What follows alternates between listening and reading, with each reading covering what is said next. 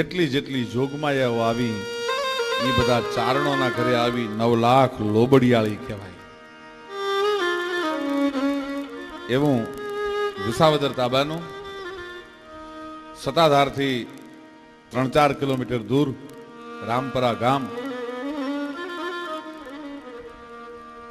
આલસુર ગઢવી અને ધાનબાઈ માના કુંખે એક છોરું અવતર્યું અને એનું નામ આઈ રૂપલ છે. આ કળયુગમાં આ જમાનામાં 9 વર્ષની ચારણની દીકરી એ જો અખિલ ભારતના તમામ ચારણોનું સંમેલન બોલાવી અને કોઈની સામે લાંબો હાથ કર્યા વગરની જો જમાડી શક્તિ હોય એવી અન્નપૂર્ણા એ ભગવતી આજ રૂપલ આઈનો મારે બધા પ્રસંગો આપને કહેવા છે કે કેવી ચારણ જોગમાયાઓ આ કુળમાં જન્મી છે.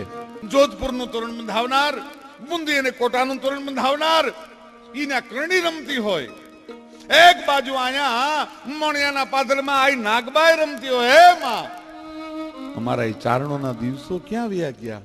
અણમોલ હા હા ગમ તણા ગે દિવસ ક્યાં જાતા રહ્યા.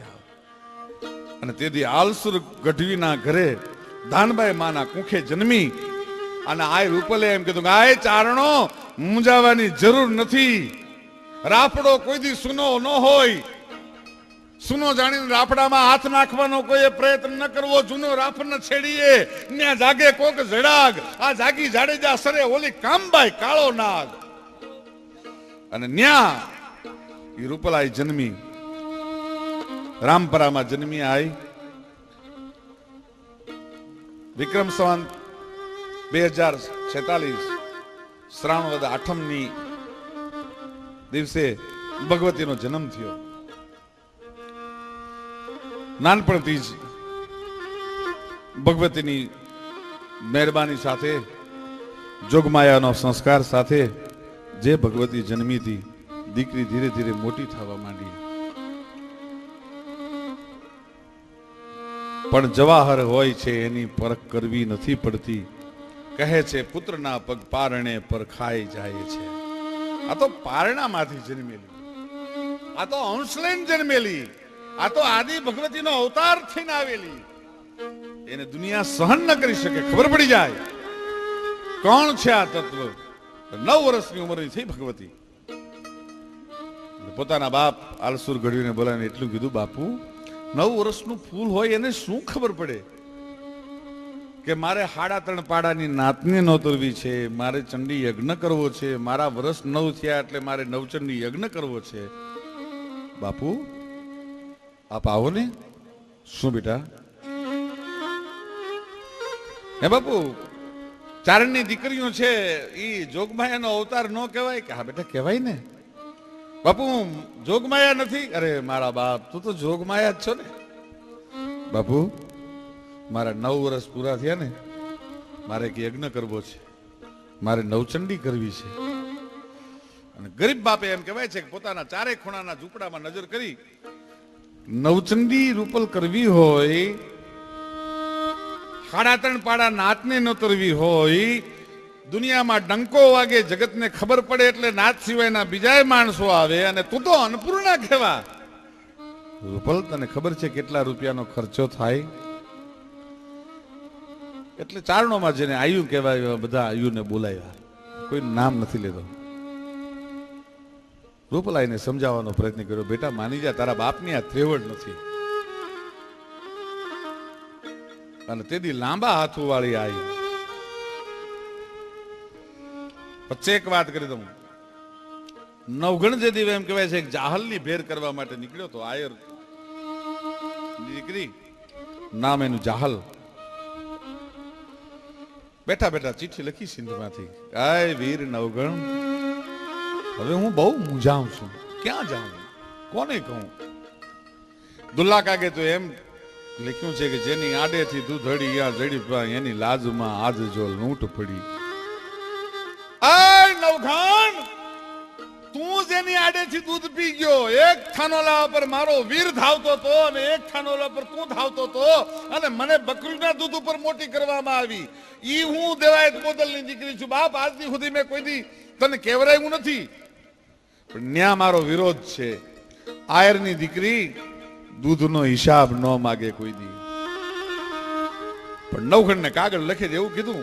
ગીગાભાઈ આંગણકા નામનો એક ચારણ લખે છે કે મેરું તડો વડ તાત મારો પેટ સાજર ના પને જગ બીચ કરિયલ વંશ જાતો તખત બેસાર્યો તને. ઈ તાતના ઉપકારની કઈક હોય ચિત્તમાં સમૃદ્ધિ. આ નવખંડ હું તને યાદી નથી અપાવતી, પણ મારો બાપ સગા પંડના દીકરાને વધેરી નાખ્યો ને ત્યાં સુધી આંખમાં આહુડું નહોતો લાવ્યો. મારી માને સજુબાઈને બોલાવવામાં આવી. પંડના દીકરાની આંખો ઉપર વરઘોડિયા હંપુટિયા પર પગ દઈને વિયા જાય ને એમ વિયા ગયા, તોય મેં કોઈ દિવસ મારી માએ આંખમાં આહુડું ન લાવ્યું. ઈ મેરું તડો વડ તાત મારો પેટ સાયર ના પને જગબીચ કરિયલ વંશ જાતો અને તખત બેસાર્યો તને. ઈ તાતના ઉપકારની કંઈક હોય ચિત્તમાં સમૃદ્ધિ. તો હવે નરપતિ વાલા વીર નવગણ ભેર કરજે એમ પૂતજી. તો હું કહું છું, પણ ત્યાં તો અધર ડસત મુખ ઉચર્યો મદ છકિયો મહારાજ. હવે જાહલ વીણ જૂના તાણા મારે અન પાણી અગરાજ. અને ઈ ઘોડે ચડ્યો પણ કિરપાણ મરદા કસી કમર બદન બીડી બખ્તરા ભુજદંડ બાગી પચન ભાલા તીર બરસી તોમરા હેમરા 9 લાખ હુકલે ખંત થી હરી ખોલવા. ઈ નરપતિ સજિયો સેન 9 ગણ ધરા સિંધ ધમરોળવા. જહાલ ની વારે ચડ્યો ભાઈ. વચ્ચે હાકડો સમદર ગુગવે છે, ગાંડો થઈ અને લોઢ ઉછાળે છે. 9 ગણ મુંજાણો. હાકડો નહીં ઉતરી શકાય.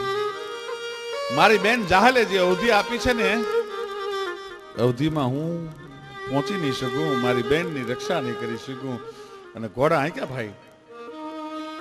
7-8 દીકરીઓ રમે છે, ભાતાની રમત રમે છે. ખોટું ખોટું કુરડીમાં ભોજન ચડાવે છે અને રમે છે ને. એમાં એક દીકરી ઊભી થઈ, ફરાડ હો ફરાડ ફરાડ હો ફરાડ ફરાડ હો ફરાડ ફરાડ હો ફરાડ. ફોજના ઘોડા વ્યા જાય ને આગળ 9 ખંડનો ચપડો ઘોડો છે. અને આમ જોયું 7 વર્ષની દીકરીએ. ખમા ખમા ખમા ખમા બાપ 9 ખોરટના સરદાર, મારા બાપ તને ઘણી ખમા.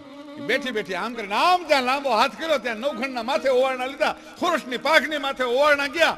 9 ગણ ઓળખી ગયો, આ બીજી કોઈ ન હોય. આ ચારણ જોગમાયા જ છે. ઘોડાનું પ્લાન છાંડ્યું, ગળામાં પોતાના પાઘડીનો આંટો છોડી, જેને આંતરવાસી પાઘડી કહેવાય. પાઘડીનો આંટો છોડી, અરે હા હા હા ખોરટના હરદાર મારા બાપ તને ખમા 9 ખંડ, તારે વધારે નમવાનું ન હોય. માં જાહલ ની વારે જાઉં છું બાપ, જમ્યા સિવાય નહીં જવા દઉં. હે કે મારી 9 લાખ દળનું કટક લઈને હું ભેગો નીકળ્યો છું અને તું તો પૂર્ણિમા તારી દીકરી મારે રમત. કે બાપ બેઠા બેઠા તારા ઓવાળના લીધા હજી તને ખબર નથી પડતી ગાંડા કે હું કોણ છું.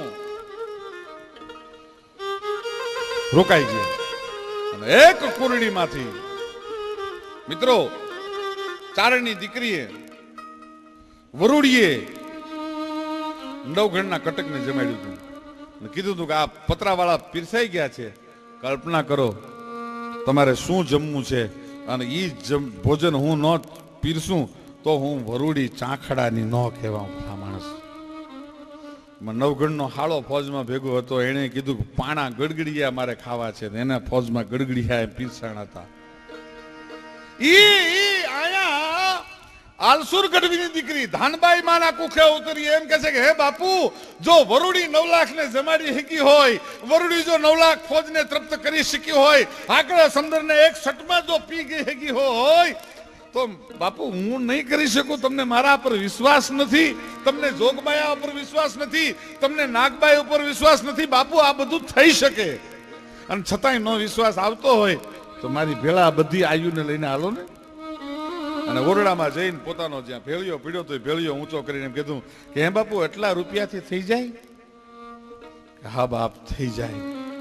અને સાહેબ રામપરા ગામના પાદરમાં 9 વર્ષની ચારણની દીકરી જોગમાયા રૂપલ જીવે છે. રાફડા કોઈ દી સુના ન હોય. 15/4 અને 2001માં તારીખ સાથે 15/4/2001 ઈ દીકરીના વેણ ઉપર બાપે યજ્ઞનું આયોજન કર્યું.